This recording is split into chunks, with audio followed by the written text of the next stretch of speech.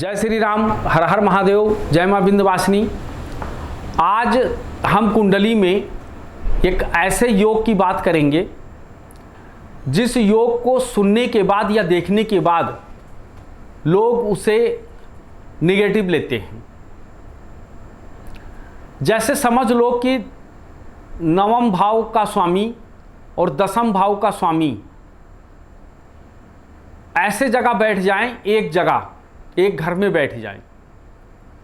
चाहे नवम भाव का स्वामी दसम भाव में बैठ जाए, चाहे दसम भाव का स्वामी नवम भाव में बैठ जाए।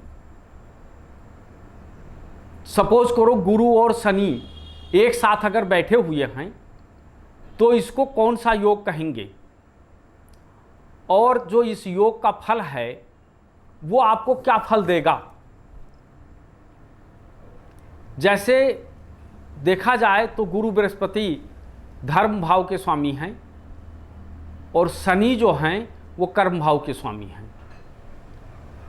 तो इसको ऐसा भी कहा जा सकता है कि धर्म कर्म योग, धर्माद कर्माद योग, ऐसा भी कहा जा सकता है कि यानी आपके कुंडली में धर्माद कर्माद योग बना हुआ है। अब ऐसा व्यक्ति क्या करेगा? ऐसा व्यक्ति धर्म करेगा और धर्म के द्वारा उसका कर्म मजबूत होगा। एक तो ये रेमेडी है कि धर्म करेगा और उसके साथ साथ उनका कर्म मजबूत होगा। इसको धर्म कर्म योग कहते हैं। लेकिन अगर दूसरी दृष्टि से देखा जाए तो धर्म और कर्म का योग का मतलब होता है कि व्यक्ति अपने जीवन में धर्म को लेकर के कोई बहुत बड़ा काम करेगा, बहुत बड़ा काम करेगा, जिससे कि उसे युगों युगों तक लोग जानेंगे। क्योंकि धर्म गुरु बृहस्पति है और कर्म शनि महाराज हैं। तो इसलिए जो है शनि ऐसा कर्म करवाएगा, ऐसा कर्म व्यक्ति करेगा धर्म के प्रति कि वो बहुत दूर दूर तक जाना जाएगा। ऐसा आदमी कोई मंदिर का निर्माण कर सकता है, कोई मठ बना सकता है, कोई धार्मिक चीज़ों में कोई बहुत बड़ा यज्ञ करवा सकता है, या स्वयं कुछ समय बाद उनके मन में ऐसा आए कि ये दुनिया बेकार है, क्या फ़ायदा है, चलो अब ये सब छोड़ करके और हम कुछ धर्म की तरफ बढ़ते हैं, कुछ धर्म कर्म का योग करते हैं। और ऐसा व्यक्ति आगे चल करके इतना बड़ा धर्म कर देता है, इतना बड़ा काम कर्म करेगा धर्म का, कि जिससे उसका युगों युगों तक उसका नाम होता है, लोग उसे खूब जानते हैं, लोग उसे पहचानते हैं। इसलिए कभी भी शनि और गुरु का योग जो होता है वो बहुत अच्छा माना गया है। लेकिन अक्सर जब हम किताबों में पढ़ते हैं या हम किसी भी ज्योतिषी के मुंह से सुनते हैं तो वो यही कहते हैं कि शनि और गुरु का योग अच्छा नहीं माना गया है, ये बहुत बढ़िया योग नहीं है।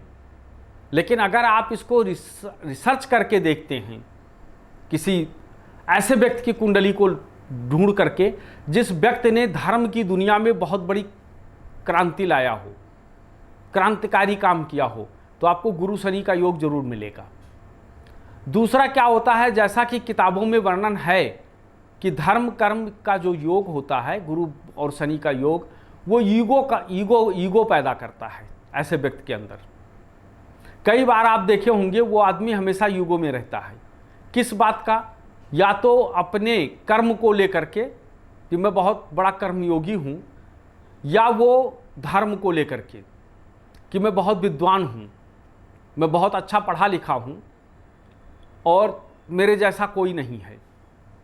तो इन चीज़ों को देखते हुए धर्म कर्म योग जो है वो इस तरीके से बनता है। और हमेशा सदा दोनों पर ध्यान रखना चाहिए। व्यक्ति को धर्म भी करना चाहिए और कर्म भी करना चाहिए। एक पे नहीं कि सिर्फ एक ही चीज़ पर रहे आदमी, दोनों धर्माद कर्माद योग को साकार करने के लिए धर्म कर्म दोनों करना चाहिए।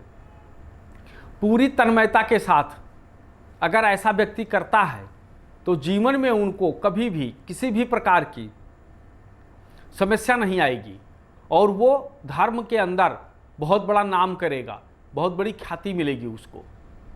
ऐसे बहुत सारे योग हैं कुंडली में जिनके बारे में हम चर्चा करेंगे और हम आपको विस्तार से बताएंगे कि कौन सा ग्रह किसके साथ बैठ करके और क्या फल देता है। जब भी आप इसको रिसर्च करेंगे, कुंडली में जब भी आप देखेंगे, तो आपको मिलेगा कि यथार्थ सत्य है, कि ऐसा होता है। फिलहाल अभी इतना ही, हम आगे फिर बात करेंगे।